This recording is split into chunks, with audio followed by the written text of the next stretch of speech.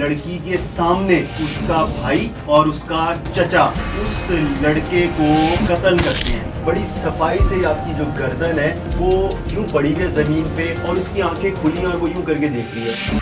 जो बाजू है उसका 1 2 3 एक शॉपर बैग में पैक होता है। Welcome to crime cast diaries, जहां हम आपको लेकर चलते हैं जराइम की अनदेखी और अनसुनी दुनिया में। मैं आपकी मेजबान हुमा खालिद और आज हमारे साथ एक ऐसी शख्सियत मौजूद हैं जिन्होंने बरसों जराइम की दुनिया को देखा और रिपोर्ट किया। सीनियर क्राइम जर्नलिस्ट फराज निजाम। आइए जानते हैं इनकी नज़र से वो हकाइक, कहानियां और वो राज जो आम तौर पर सामने नहीं आते। जी अस्सलाम वालेकुम। वालेकुम उमा, शुक्रिया आप लोगों का बहुत। फराज कैसे हैं आप? ठीक ठाक, आप सुनाएं। अल्हम्दुलिल्लाह। हमें कुछ ऐसी कहानियों का बताएं जो आज तक आपने देखी और कभी उनको भूल नहीं पाए।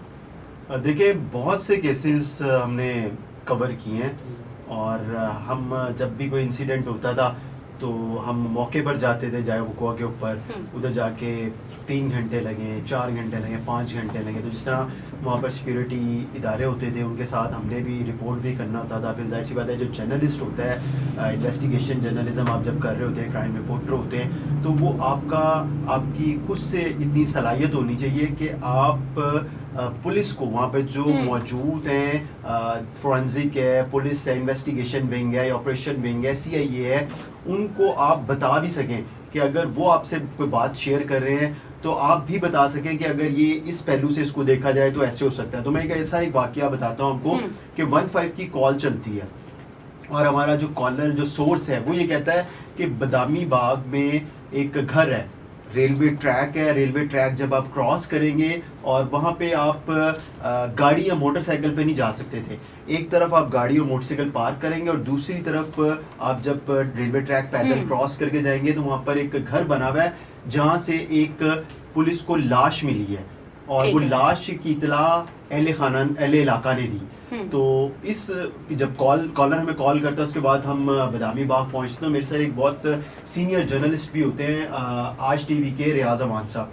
तो मेरा और उनका दफ्तर बिल्कुल करीब था, यानी मैं उस वक्त टीवी में होता था और रियाज अमान साहब आज टीवी में होते। तो मैंने उनको कहा कि सर इस तरह एक कॉलर ने कॉल किया और उसका ये कहना है कि एक डेड बॉडी मिली है घर से और घर में कोई भी नहीं था। तो वो मुझे कहते हैं कि चलते हैं हम कवरेज के लिए, कवर करते हैं जल्दी। हम जब वहाँ पे पहुँचते हैं तो उस वक्त सीआईए की टीम वहाँ पर मौजूद होती है, ऑपरेशन विंग होता है, इन्वेस्टिगेशन विंग होता है, तमाम जो विंग्स हैं वो फोरेंसिक को कॉल करते हैं, फोरेंसिक वहाँ पे आ जाती है।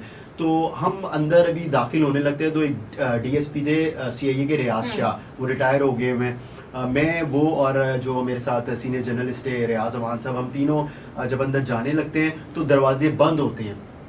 मेन जो गेट होता है वो पुलिस पहुंच के खुलवाती है खुद, और फिर जिस कमरे में इत्तला होती है कि डेड बॉडी पड़ी हुई है, उस दरवाजे को, लॉक को जब खोला जाता है तो आप यकीन करें जब हम अंदर जाते हैं तो डीएसपी रियाज शाह, फोरेंसिक की टीम होती है, उनके साथ जो उनके मातहत होते हैं और फिर मैं और एक बड़े सीनियर जर्नलिस्ट है, हम सब यूं एंटर होते हैं। जैसे हम एंटर होते हैं तो जिस तरह अभी आपकी आंखें और आपका जो सर है, फेस है, चेहरा, वो मुझे देख रहा है ना, उसी तरह उस कत्ल करने वाले नौजवान लड़के का जो फेस है, चेहरा और आंखें, वो हमारी तरफ देख रही थी। जैसे हम दरवाज़ा खोलते हैं उसी टाइम फौरी वो दरवाज़ा बंद कर दिया जाता है, यानी कि दरवाज़ा खोलते ही बड़ी सफाई से आपकी जो गर्दन है वो यूं पड़ी हुई है ज़मीन पे और ये बाल आपने बनाए में जैसे वो शख्स आया था उस जगह पर या जहाँ भी से भी उसे मार के लेके आए, और उसकी आंखें खुली और वो यूं करके देख रही है। जो पूरी आपका चेहरा है वो दरवाजे की तरफ है कि कोई भी दरवाज़ा खोलेगा तो उसकी नज़र उस पर पड़नी है और वो जो जिसको कत्ल किया गया है उसकी आंखें आपको देख रही है। तो बड़ा खौफतारी हुआ, दरवाज़ा बंद करके सब बाहर आए। फिर उन्होंने कहा कि सब लोग ग्लव्स पहने, जो पुलिस वाले थे और फोरेंसिक की टीम आई थी, सब ने अपने ग्लव्स पहने। फिर उन्होंने दोबारा वो दरवाज़ा खुलवाया। तो विदाउट कैमरा जब हम अंदर गए उनके साथ उस कमरे में कुछ मिनट वहाँ पर रहे, तो उन्होंने जब देखा कि यार ये तो बड़ी सफाई से किसी ने ना जिस्म से आपके, ये आपका जो बोलते ना पूरा का पूरा यहाँ तक गर्दन तक, उसको बड़े सफाई से उसका पीस करके साइड में रखा हुआ है। अब वो इन्वेस्टिगेट करते हैं कि बाकी का जो पार्ट्स हैं बॉडी के वो किधर है, फिर इसको मारा किसने और क्या ये इसी घर का रिहायशी था या फिर इसको मार के यहाँ पे लाया गया। बहुत से सवाल आते। फिर वो कहते हैं कि ये जो शॉपिंग बैग्स पड़े हुए ब्लू कलर के थिक, उनको खोला जाए। अब जिन जिन लोगों ने ग्लव्स पहने थे वो उन सबको कहते हैं ये सब आप लोग ना ये ग्लव्स को पहन के और ये शॉपिंग बैग खोलें। जब वो शॉपिंग बैग खोलते हैं तो एक दो शॉपर बैग से, यानी कि एक में आपके जो मुख्तलिफ बॉडी के पार्ट्स हैं उनके पीसेस करके डाला जाता है, फिर उसको दोबारा एक और थिक शॉपिंग बैग में पैक किया जाता है और पैकेट्स बना के मुख्तलिफ जगहों पे रख दिए जाते हैं उस कमरे में। जब वो शॉपिंग बैग खुलना शुरू होते हैं तो जैसा कि मैंने आपको बताया, जब हम दाखिल होते हैं अंदर तो ये आपकी इतनी गर्दन जो है वो अंदर सफाई से पड़ी हुई होती है। उसके बाद आपका जो बाजू है उसका 1 2 3 एक शॉपर बैग में पैक होता है। फिर यहाँ से आप आ जाए 1 2 3 तीन पीसेज एक अलग शॉपर बैग में पैक होते हैं। इसी तरह पूरी बॉडी के जो पार्ट्स हैं उनको शॉपिंग बैग्स में पैक किया जाता है। अब देखें कत्ल करने वाले कौन थे और फिर ये बॉडी यहाँ पर पहुंची कैसे। पुलिस जब मोहल्ले वालों से पूछती है तो मोहल्ले वाले बताते हैं कि यहाँ पर फला फला नाम की फैमिली रहती है और वो इस वाक़े के बाद से गायब है। अब पुलिस को किसने इत्तला दी? पुलिस को लोगों ने इत्तला दी जो उस मोहल्ले में रहते थे। मोहल्ले वालों का ये कहना था कि एक दो शख्स लाश को बोरी में डालकर लेके जा रहे थे, उसमें से जो ब्लड था वो गिर रहा था। जब उन्होंने पूछा कि इसमें क्या है, इसमें से ब्लड निकल रहा है, तो वो घबरा गए, वो लड़ना शुरू हुए और उन्होंने कहा कुछ नहीं है, ये नहीं है, वो नहीं है। वो वापस बोरी को घर में ले जाते हैं। जब बोरी को घर में लेके जाते हैं तो बोरी को वहां पर खोल के और वो जो बॉडी के पार्ट से उनको बड़ी ही सफाई से पैक करते हैं शॉपिंग बैग्स में और प्लास्टिक के शॉपिंग बैग उसी में रख के और वो फरार हो जाते हैं। अब होता इस तरह से है कि पुलिस कुछ दिनों के बाद इस वाक़े में मुलविस मुल्जिमान को पकड़ती है। तो जब उनसे इन्वेस्टिगेट किया जाता है मामला तो पता चलता है कि मरने वाला जो लड़का है वो एक लड़की से उसकी दोस्ती होती है। जब दोस्ती होती है तो उनमें आपस में प्यार भी हो जाता है। लड़के को जब पता चलता है कि लड़की के घर वाले उसकी शादी कहीं और कर रहे हैं तो वो पीछे हटना शुरू हो जाता है। लड़की की शादी हो जाती है, लड़की अपने ससुराल चली जाती है और उसी लड़के से जो मकतूल होता है मरने वाला उससे राब्ते में रहती है। जब वो राब्ते में रहती है तो लड़का उसे मना करता है कि अब तुम्हारी शादी हो गई है, तुम्हारी मेरी दोस्ती थी और मैं तुमसे नहीं मिलना चाहता। वो कहती है नहीं, मैं तुमसे मेरे से बात कर लिया करो। ये बात लड़का लड़की आपस में बात करते होते थे। लड़की अपने घर आती होती है जिस घर में मकतूल की लाश पड़ी होती है, वो उसका अपना वालिदैन का घर होता है, उस उधर आती है। उधर वो टेलीफोन पे बात कर रही है तो उसको कहती है मेरे से आखिरी दफा मिल लो। वो लड़का कहता है कि मैंने नहीं मिलना। लड़का उसकी ज्यादा कहने के ऊपर मान जाता है और उससे मिल लेता है। ये बात उसके भाई को पता चलती है। लड़की का भाई अपने मामू से चाचू से डिस्कस करता है कि ये बात है। वो कहते हैं कि अच्छा। वो लड़की से पूछते हैं कि क्या तुम्हारा उस लड़के से राब्ता है? वो कहती है मेरा कोई राब्ता नहीं है। अब वो कहते हैं कि इसने हमसे झूठ बोला है।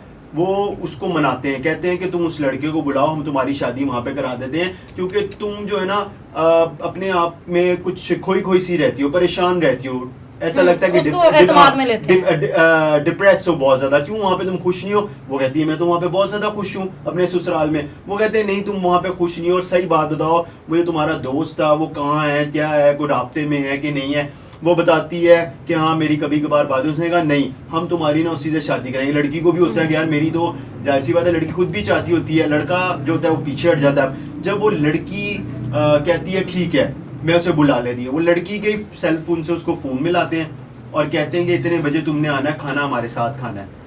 वो लड़का भी बड़ा परेशान होता है। लड़का जब लड़की के घर पहुंचता है और वहां पे लड़की के सामने उसका भाई और उसका चचा उस लड़के को कत्ल करते हैं। और कत्ल किस तरह किया जाता है? जिस तरह मैंने आपको बताया कि उसको पहले नशावर चीज पिलाई जाती है मिला के, और उसके बाद उसके वो जो आप क्या बोलते हैं, वो जो लकड़ी का होता है जिसपे आप गोश्त बनाते हैं कसाई लोग, हाँ, और उसके बाद वो जो क्या बोलते हैं टोके से उसकी बॉडी के पीसेस करते हैं। यहाँ तक के पहले उसको ज़िबा करते हैं।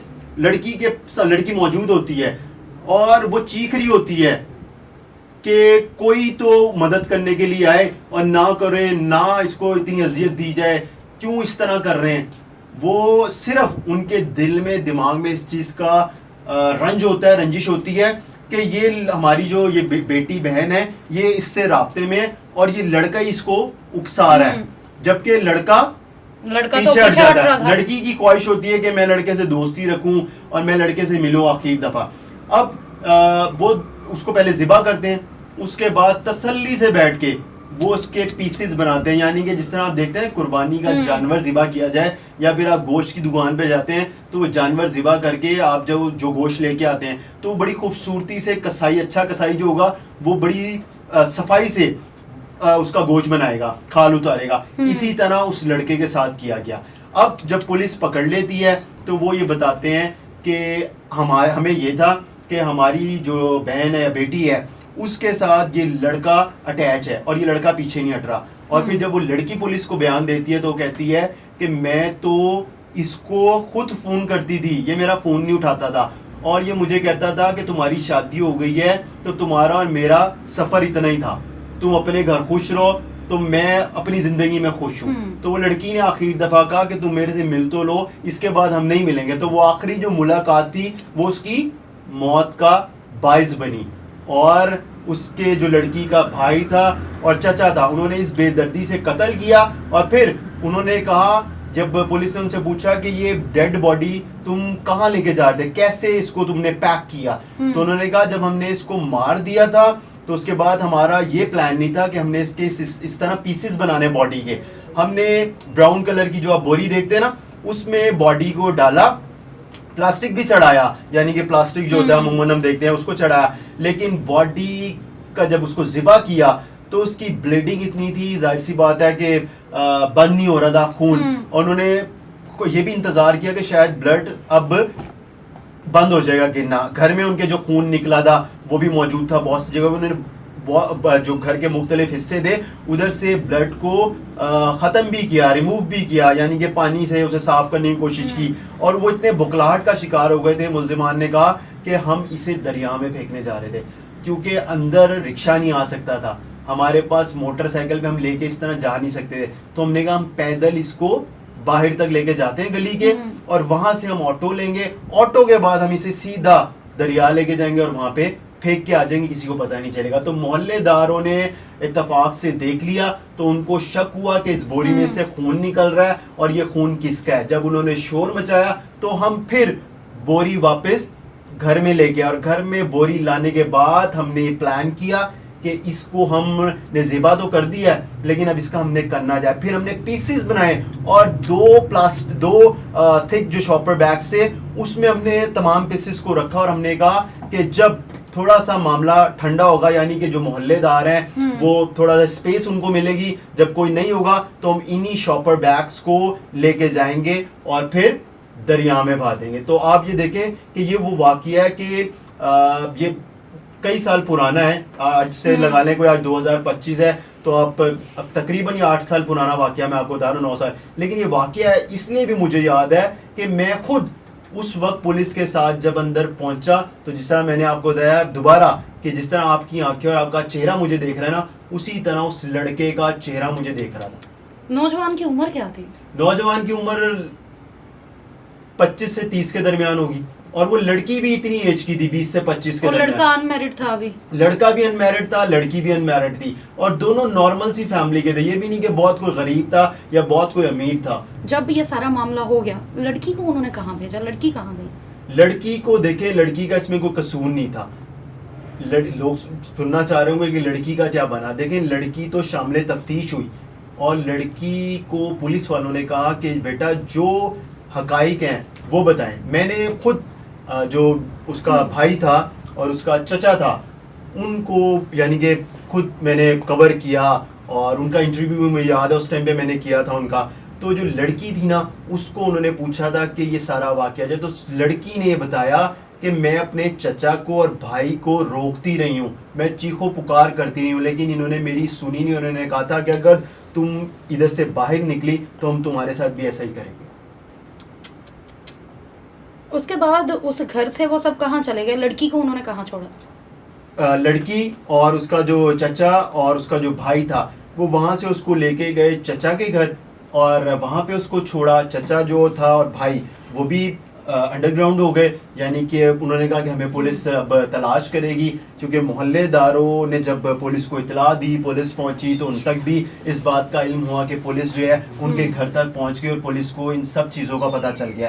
तो पुलिस ने कुछ दिनों के बाद इन मुलजिमान को पकड़ा और फिर उन्होंने ये इंकशाफात किए कि सिर्फ इस बात के ऊपर हमने इस मकतूल को इस बेदर्दी के साथ कत्ल किया।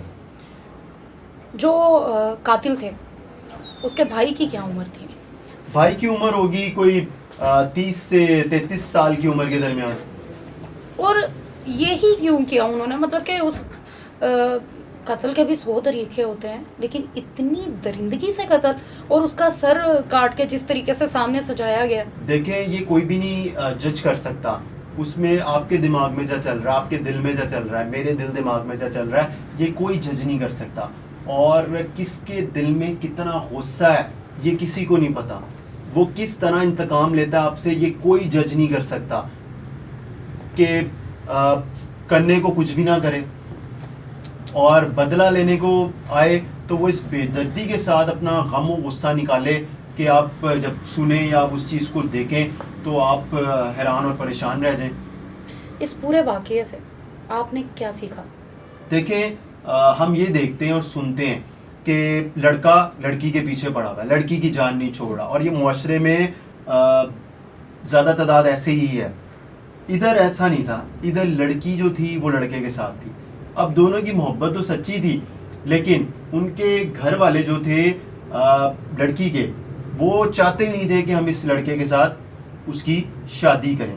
अब देखें कि लड़का जो था वो रिक्शा चलाता था, लेकिन लड़का पढ़ा लिखा भी था। लड़के के बारे में मेरे ख्याल में इंटर था उसका, और वो पढ़ा लिखा था, पुलिस का जो बताना था उस वक्त। तो वो कहते ये जो लड़की थी ये भी पढ़ी लिखी थी, ये ग्रेजुएट थी, और इसके घर वालों ने इसकी शादी जो है उन्होंने कहा हमने इसके साथ करनी नहीं है और हमने करनी अपनी मर्जी से।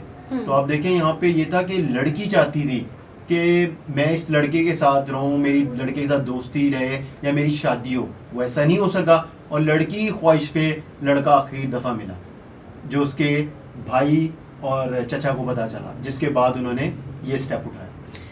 जो कातिल थे वो आपको गिल्टी नजर आए? देखें, ऐसे केसेस में कोई भी नहीं, उसके चेहरे के ऊपर कोई शर्मिंदगी नहीं होती, कोई डर और खौफ नहीं होता। उनके उस वक्त ये चल रहा होता है बस दिल दिमाग में कि हमने सही किया जो किया। बहुत से कम लोग होंगे वो भी इसलिए कर रहे होते हैं कि हमें अफसोस है, हम पछता रहे हैं, कि कहीं ना कहीं हमें रिलीफ मिल जाए। वरना आप देखें कि इतना बड़ा स्टेप कोई ले रहा हो और उसको अगवा करके, अगवाई करना हुआ ना, घर बुला के अगवा करना, उसका गला काटना तसल्ली के साथ और फिर उसके बॉडी के पीसेस करने, तो ये कौन लोग कर सकते हैं? आप किसी को वैसे ही ऊंची आवाज से भी बात करें तो मेरे में आपको होगा कि यार मैंने इसके साथ गलत किया। अगर आप गलती से किसी को जोर से हाथ लगा दें तो आपको ये महसूस होगा, अगर आप दिल में दर्द रखते होंगे, एहसास होगा कि यार मैंने गलत किया। और एक तरफ आप देखें कि वो इतने तसल्ली के साथ आराम से, और ये बड़े घंटों के साथ उन्होंने किया है। आपके लगा ले मुलजिमान का कहना था कि उन्होंने कम से कम 5 से 7 घंटे लगाए हैं ये सारे इस प्रोसीजर में, तसल्ली के साथ किया। मैंने आपको बताया तो है कि एक अच्छा कसाई जो होता है ना, कसाई भी हर तरह के होते हैं, यानी कि उनकी भी कैटेगरी होती है। अच्छा कसाई जो होगा ना, उसका जानवर गिराने का स्टाइल भी अलग ही होगा, यानी कि वो जानवर को तकलीफ नहीं दे रहा होगा, आप देखेंगे वो माहिर होगा। फिर जब उसने गोश्त बनाना, खालदानी, उसमें भी वो माहिर होगा। तो ये लोग भी ऐसे ही थे कि 5 से 8 घंटे जब जिन लोगों ने लगाए हों, और जिस तरह मैं आपको बता रहा हूँ कि मैं खुद देख के परेशान हो गया था, पुलिस वाले देख के परेशान थे कि जिसने भी उस वक्त जिस जगह पे हम पहुँचे हैं चाहे वकुआ पर, उनका ये कहना था कि जिसने भी इसे कत्ल किया और उसके बाद इसकी बॉडी के टुकड़े किए, पीसेस किए, उन्होंने बड़ी तसल्ली से किया। और जब वो पकड़े गए थे तो उन्होंने इसी तरह कहा कि हमने बिल्कुल सुकून से, तसल्ली से सब कुछ किया। और उस वो लड़की वो 5-6 घंटों में उधर ही थी, उनको उधर ही थी। और वो तो जिसे कहते हैं आप सदमे में नहीं चला था इंसान कि उसे समझ नहीं लग रही है क्या हो रहा है। ऐसे केसेस में मोस्टली ये होता है कि बाद में लोग ये एक सवाल ये उठा देते हैं कि हमने तो गैरत के नाम पे की है। क्या इस केस में भी ऐसा हुआ कि उन्होंने कहा हमने गैरत के नाम पे किया? तो होता ही है। एक ये छोटा सा अल्फाज अदा कर दिए जाते हैं, जुमला अदा कर दिया जाता है कि हमने तो गैरत के नाम पे किया, और केस लड़की कमजोर पड़ को जाता कत्ल है। किया कि हमने गैरत के नाम पे किया, लड़के को कत्ल किया हमने गैरत के नाम पे किया। इससे केस भी काफी मुतासिर होता है, लोगों को रिलीफ भी मिल जाता है। इससे केस भी मुतासिर होता है और फिर सबसे इम्पोर्टेंट चीज़ जो होती है कि 302 है, 302 में अगर तो घर वाले यानी कि मकतूल के जो घर वाले हैं वो अगर किसी को माफ़ कर दें तो ठीक है, नहीं माफ़ करेंगे तो देखना 302 तो 302 ही है। और अगर उसमें प्रूव हो जाए और एक मुलजिम है वो खुद से ये कह रहा है कि मैंने मारा है, मैंने कत्ल किया और पुलिस के पास शवाहिद भी मौजूद हो, तो फिर आप बहुत मुश्किल है आपका बचा। नाजरीन, ये थी आज की एक ऐसी अनसुनी कहानी जो शायद आपने सिर्फ मुलजिम के इंटरव्यू सुने हो, लेकिन उसके पीछे के जो हकाइक थे वो आप नहीं जानते थे। फराज निज़ाम साहब का शुक्रिया जिन्होंने अपना कीमती वक्त दिया और हमें इन सारी चीज़ों से आगाह किया। इजाज़त दें और अपना ख्याल रखें। वस्सलाम।